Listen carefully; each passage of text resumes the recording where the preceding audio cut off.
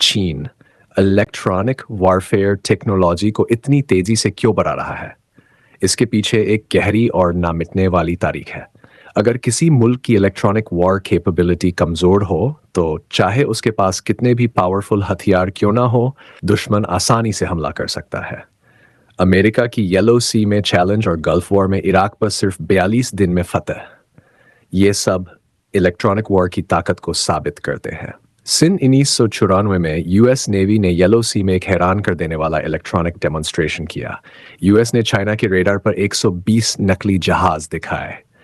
China ने foreign fighter jets भेजे, लेकिन वहां कोई असली अमेरिकन एयरक्राफ्ट था ही नहीं। यही है इलेक्ट्रॉनिक वॉरफेयर की ताकत, बिना हथियार चलाए दुश्मन को धोखा देना और उस कंफ्यूज कर देना। गल्फ वॉर में भी यही हुआ। अमेरिका ने पहले इराक की इलेक्ट्रॉनिक इंफॉर्मेशन इकट्ठा की, फिर उनके रेडार्स और कम्युनिकेशन सिस्टम्स को जैम कर दिया। उसके बाद मिसाइल स्ट्राइक्स ने बचे हुए रेडार्स भी तबाह कर दिए। इराकी फोर्सेस बिल्कुल बेबस हो गई और सिर्फ 42 दिनों में पूरी तरह हार गई। जैसे हम चींटियों को देखकर आसानी से पकड़ सकते हैं, वैसा ही हाल अमेरिका ने इराक के साथ किया।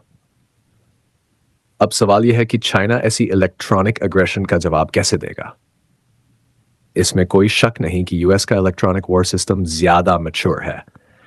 उन्होंने एक 3 डायमेंशनल इलेक्ट्रोमैग्नेटिक स्ट्राइक नेटवर्क बना लिया है, जैसे कि ग्रोलर इलेक्ट्रॉनिक वॉरफेयर एयरक्राफ्ट से ले जाने वाले जैमिंग सिस्टम्स, जो 160 किलोमीटर तक पूरे बैंड में दबाव डाल सकते हैं। इन जैमर्स के अपग्रेडेड वर्जन्स अब पहले से 10 गुना ज़्यादा ताकतवर हो चुके हैं। उनकी एक्यूरेसी और स्टेल्थ कैपेबिलिटीज ने भी क्वांटम लीप लिया है।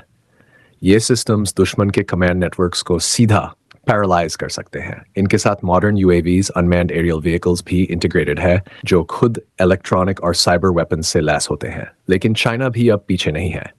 J-6D इलेक्ट्रॉनिक वॉरफेयर जेट उसकी इलेक्ट्रोमैग्नेटिक डाल है।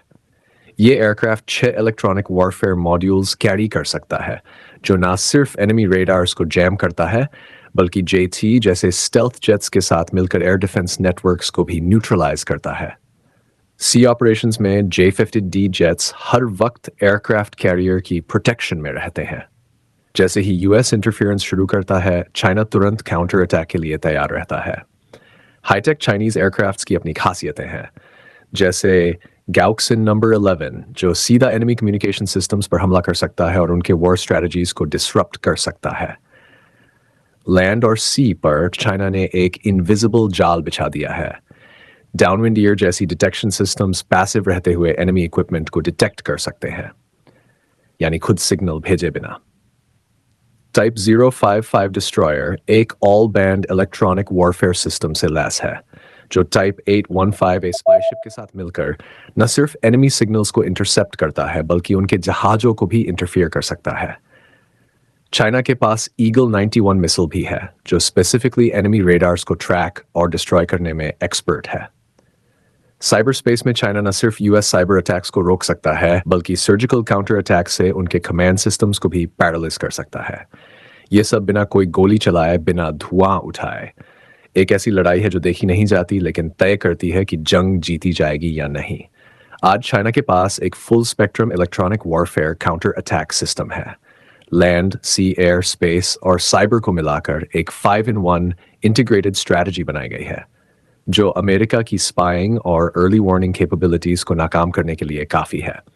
अगर अमेरिका अब भी चाइना के खिलाफ इलेक्ट्रॉनिक वॉर के टैक्टिक्स इस्तेमाल करना चाहे वो फुल बैंड जैमिंग हो या साइबर अटैक्स, चाइना ने ऑलरेडी मल्टी डोमेन स्ट्रैटेजी के जरिए हर तरह की इलेक्ट्रॉनिक एग्रेशन को न्यूट्रलाइज करने की कैपेबिलिटी हासिल कर ली है। टायरनी की किसी भी किस्म की इलेक्ट्रॉनिक वॉर अब चाइना को परेशान नहीं कर सकती, और अमेरिका की हर इलेक्ट्रॉनिक प्रोवोकेशन अब बेअसर होगी।